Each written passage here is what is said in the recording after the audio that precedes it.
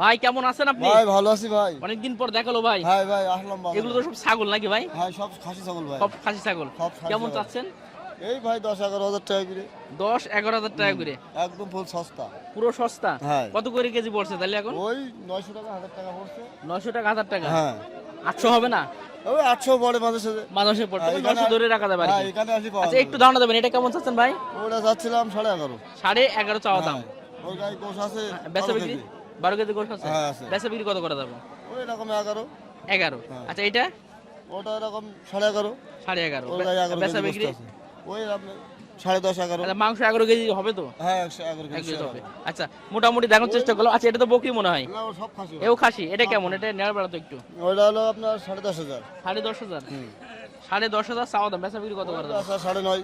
9.5 বেচা বিক্রি করা যাবে। হ্যাঁ 9 ভাই। কেজি গোশ হবে তো? হ্যাঁ শিওর ভাই। শিওর হবে? শিওর। আচ্ছা ঠিক আছে ভাই নামটা কি?